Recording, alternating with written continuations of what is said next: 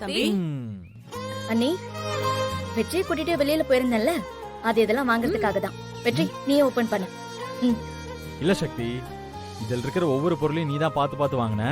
அதனால நீ கொடுத்தாதான் கரெக்டா இருக்கும். ஏய் சரி, 2 பேரும் சேர்ந்து நின்னு ஜோடியா கொடுங்க, அது இன்னும் சூப்பரா இருக்கும். அடடா, இது பயங்கரமான ஐடியாவா இருக்கே. சரி வா, 2 பேரும் சேர்ந்தே கொடுப்போம்.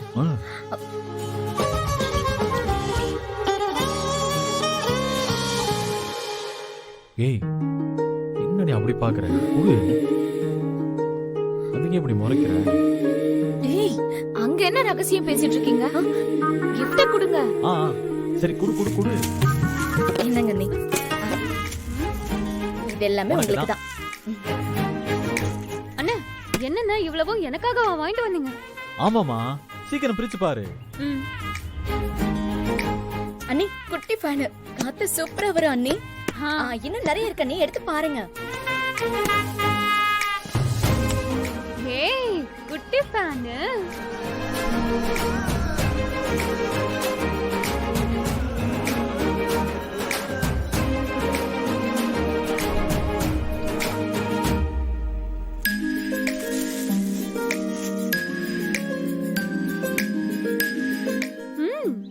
குட்டி டார்ச் லைட். ஆஹா, இத கொடுத்துருவோமா? இங்க பாரு, சக்தி உனக்காக என்னெல்லாம் வாங்கிட்டு வந்திருக்கான்னு.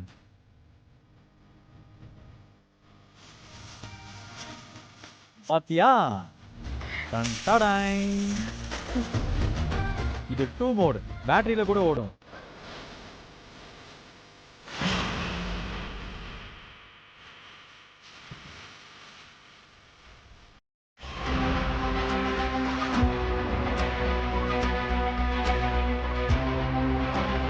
இன்னும் இப்படியே இருந்தா என்னன்னே அர்த்தம்? ஏதாவது பேசுங்க. சக்தி பாட்டுக்கு சரண்யா கூட்டிட்டு அவங்க வீட்டுக்கு போயிட்டா. இந்த விஷயத்தை நீங்க அப்படியே விட்டுற போறீங்களா என்ன? சொல்லுங்க அண்ணி. சரண்யா இந்த வீட்டை விட்டு போகும்போது என்கிட்ட நீங்க என்ன சொன்னீங்க? சரண்யா இங்க வசதியா வாழ்ந்தவ, அவளால கரண்ட் இல்லாத வசதி இல்லாத வீட்ல 1 மணி நேரம் கூட இருக்க முடியாதுன்னு சொன்னீங்களா இல்லையா? 1 மணி நேரம் இல்லாத முழுசா 1 நாள் ஆயி போச்சு.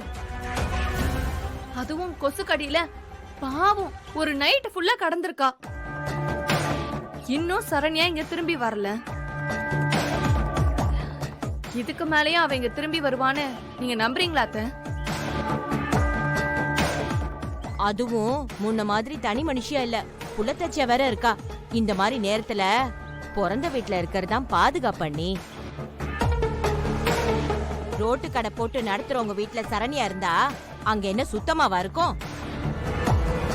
உங்க வம்ச வாரிசுக்கு ஏதாவது ஒண்ணு ஆயிட போதண்ணி.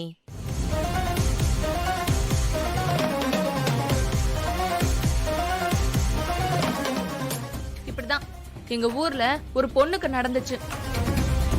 பெத்த அம்மா கிட்ட கோச்சுக்கிட்டு அவ பாட்டுக்கு தூரத்து சொந்தக்காரங்க வீட்டுல போய் தங்கிக்கிட்டா. அவங்க என்னடானா, புள்ளத்தாச்சி பொண்ணுக்கு நாட்டு மருத்துவம் பார்த்து நிலைமைய ரொம்ப சீரியஸா ஆக்கிட்டாங்க.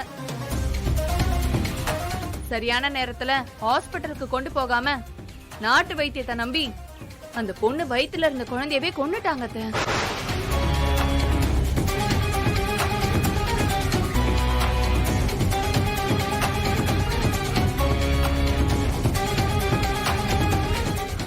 அண்ணி, நீங்க அமைதியா இருந்தீங்கன்னா உங்க பேர குழந்தைக்கு என்ன நடக்கும்னு நினைச்சு பார்க்கவே எனக்கு பயமா இருக்கு.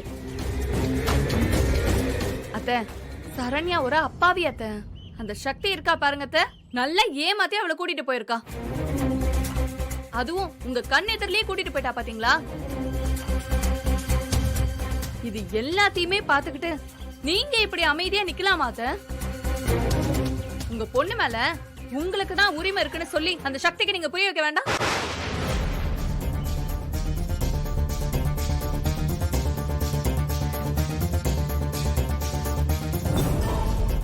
சரண்யா சுமந்துட்டு இருக்கிறது உங்க வம்சத்தோட முதல் வாரிசு.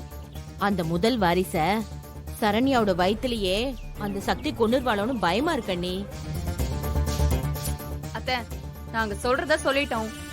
இதுக்கு மேல நீங்க தான் முடிவெடுக்கணும்.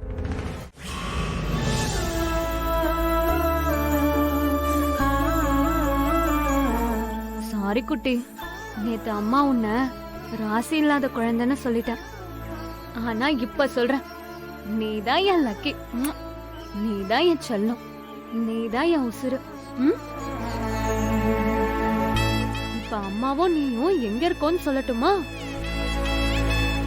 சக்தி அத்தை வீட்ல இருக்கோம். உன்னை நல்லா பாத்துக்கிறதுக்கு சக்தி அத்தை இருக்காங்க. வெற்றி மாமா இருக்காங்க, மீனாட்சி அம்மா இருக்காங்க, அப்புறம் யமுனா அத்தை, அப்புறம் குட்டி அத்தை துர்காலாம் இருக்காங்க. இங்க நம்ம ரொம்ப ஹாப்பியா இருப்போம். ம்? இனிமே நமக்கு ஒரு பிரச்சனையும் வராது, சரியா?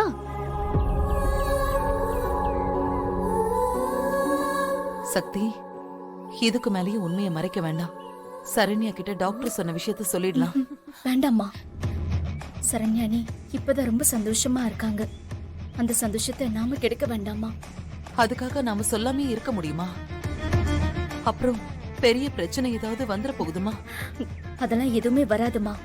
ட்ரீட்மெண்ட்டுக்கு தேவையான பணத்தை நமக்கு ஏற்பாடு பண்ணிட்டோம்னா நாளைக்கே எல்லா பிரச்சனையுமே தீர்ந்துடுமா.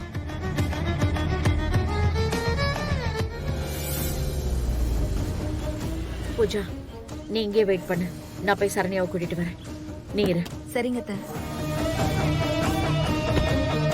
கூடிய சீக்கிரம் உங்க அழகான முகத்தை பார்க்கணும்னு இந்த அம்மாவுக்கு ரொம்ப ஆசையா இருக்கு.